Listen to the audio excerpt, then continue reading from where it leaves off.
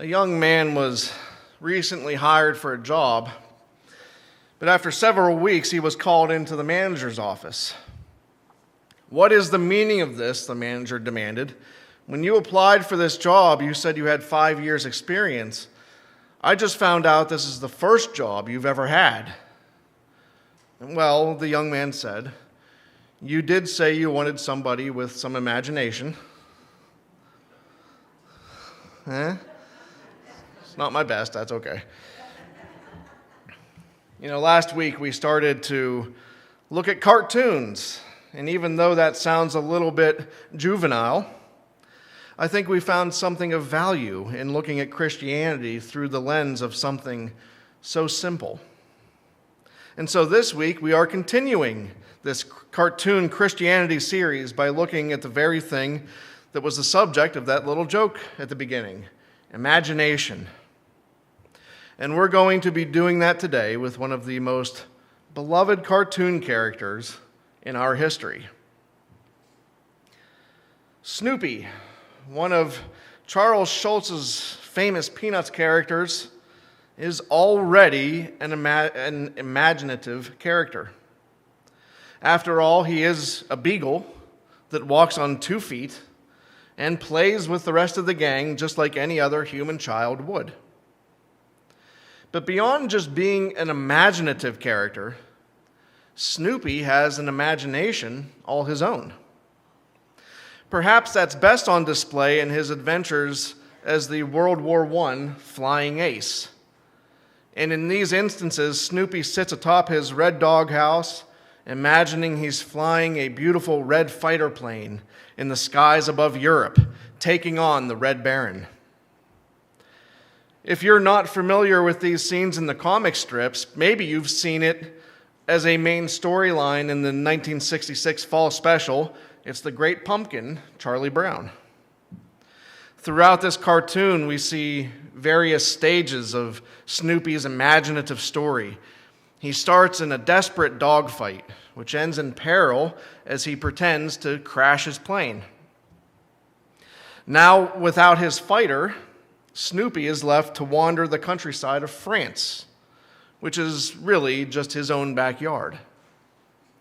And as Snoopy finds himself in a pumpkin patch, he ends up in the middle of some other imagination that is happening in the group.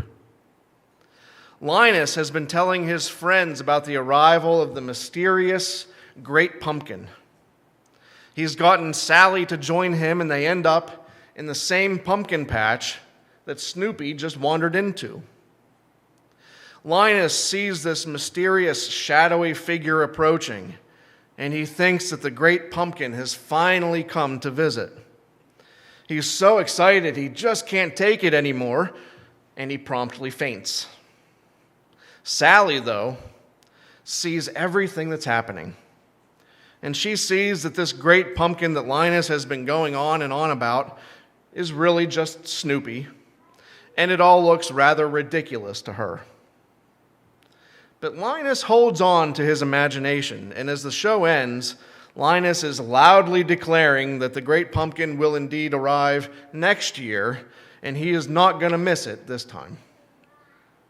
It's a wonderful, fun cartoon, and it's indeed one of the classics that feature the Peanuts gang. It was also nice to watch it this week as it was 90 degrees every day and reminding myself that cooler days are actually on the way. But it's also an interesting intersection of imagination and reality. Snoopy's great adventure as the flying ace comes to an abrupt end when he's mistaken for Linus's own imaginative fantasy, the arrival of the Great Pumpkin. And all at once, both of their illusions are shattered. I think our gospel lesson today, our gospel reading today, is also a lesson in the meeting of imagination and reality. And so let's read today from the Gospel of Mark, chapter 6, the first 6 verses. Jesus left there and went to his hometown, accompanied by his disciples. When the Sabbath came, he began to teach in the synagogue, and many who heard him were amazed. "Where did this man get these things?" they asked. "What's this wisdom that has been given to him? What are these remarkable miracles that he's performing? Isn't this the carpenter? Isn't this Mary's son and the brother of James, Joseph, Judas, and Simon? Aren't his sisters here with us?" And they took offense at him. Jesus said to them, "A prophet is not without honor except in his own town, among his relatives, and in his own home." He could not do any miracles there, except lay his hands on a few sick people and heal them. He was amazed at their lack of faith. And then Jesus went around teaching from village to village. I think upon us first hearing this story, we would imagine what the disciples who accompanied him must have also been imagining, that his homecoming was going to be a grand one. But then when he begins teaching, and he's blowing the minds of these people with his wisdom, and they've heard the news of the miracles he's performed, wouldn't you imagine that these people who helped raise him would be falling all over themselves to welcome him? And yet, they don't. They reject him. They ridicule him. The Gospel of Luke tells us a little bit more about this event, and it tells us that the people of Nazareth even wanted to throw him off a cliff for what they perceived as blasphemy. And this would become a recurring theme throughout his ministry. We look back and we imagine that anyone hearing this good news, seeing these great signs and wonders, would receive him first with open arms and then with praise and worship. And yet, they don't. Sometimes we imagine this life as a Christian is going to be easier than it really is.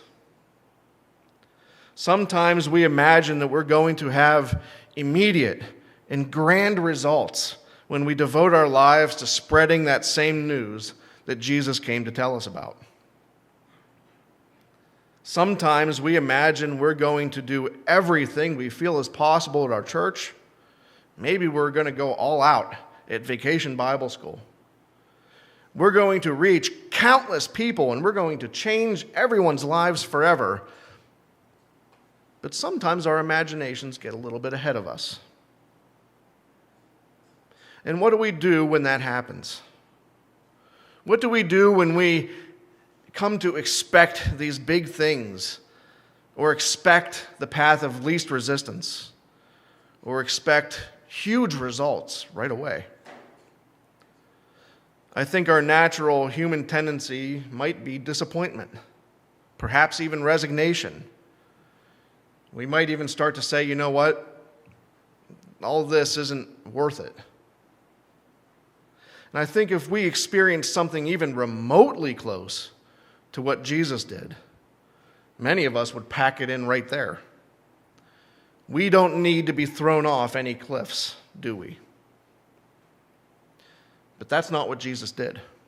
And thank God he didn't.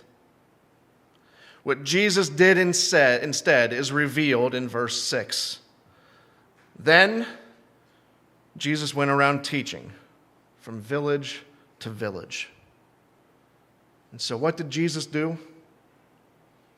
He got back to work. This one rejection, this one stop along the road that didn't pan out, wasn't the end of the road. Jesus went on teaching from village to village because there are more people that need to hear about him. I mentioned VBS a little bit ago. And I want to tell you something this morning that in what we did and what we bought and what we planned for, we were really planning for about 48 kids this past week. We imagined that was possible. Now, we didn't reach 48 kids, and yet we would be so very wrong if we were to be disappointed in that. because we had 34 of the very best kids that we could have hoped for.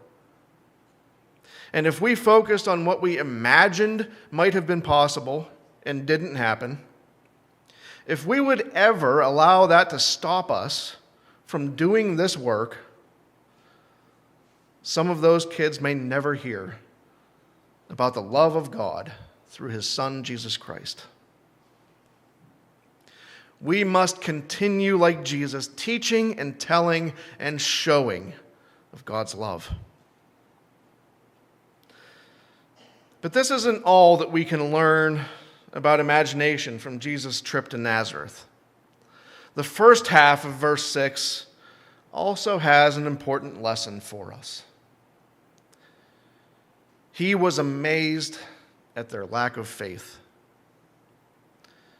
These people in his hometown just had zero concept that this son of Mary, that this carpenter with all his normal brothers and sisters could be the one true Son of God. And Jesus was amazed that they couldn't find the faith to believe this. You know, I've been painting imagination in perhaps a bit of a bad light this morning. And while I do believe it's true that our imaginations can get the best of us and lead us away from our calling to continue our teaching and our working, imagination is not always a bad thing. In fact, if the people of Nazareth had a little more imagination when it came to all that God can do, Jesus' reception in his hometown might have gone a little bit differently that day. If the people of Nazareth could have thought big enough to realize that maybe the Son of God really could have come in the form of this seemingly regular carpenter from this definitely regular family, maybe they would have listened differently to his teachings. Maybe they would have heard about these miracles and wondered at his power.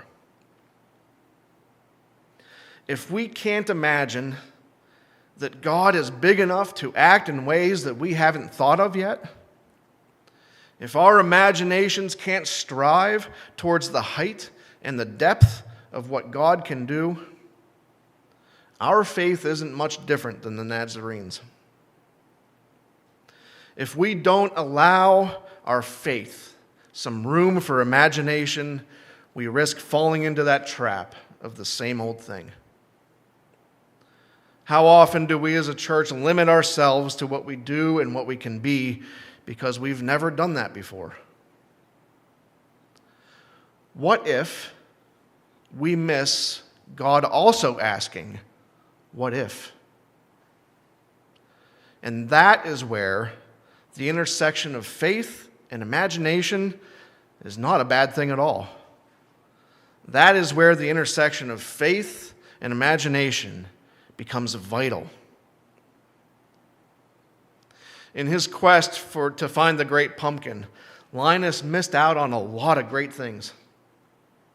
He skipped the party that the rest of the gang was enjoying. He missed the bobbing for apples, and he missed the candy. He even took Sally along on this journey, and so she missed it too, and she let him know about it.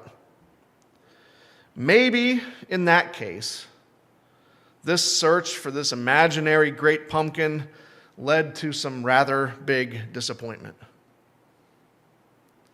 But then at the same time, Snoopy's imagination took him to heights that he couldn't reach on his own. It took him to places that he would never see with his own eyes. This story about Jesus visiting his hometown tells us a little bit of the same. Our imagination can lead us down paths that lead to disappointment. Big things and immediate results, they can happen, but it's never promised.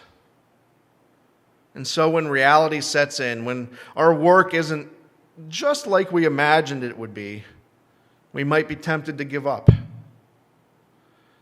But Jesus didn't do that. Jesus went back to work.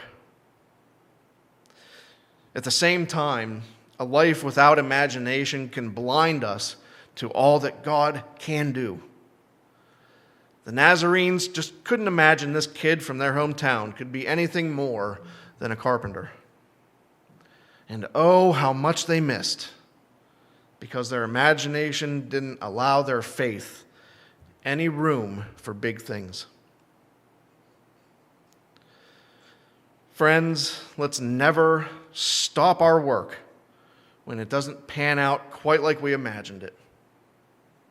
Instead, let's do as Jesus did and continue telling the world who he is. But let's also not lose our imagination in what God can do and in all the ways that he can do it. And all of God's people said,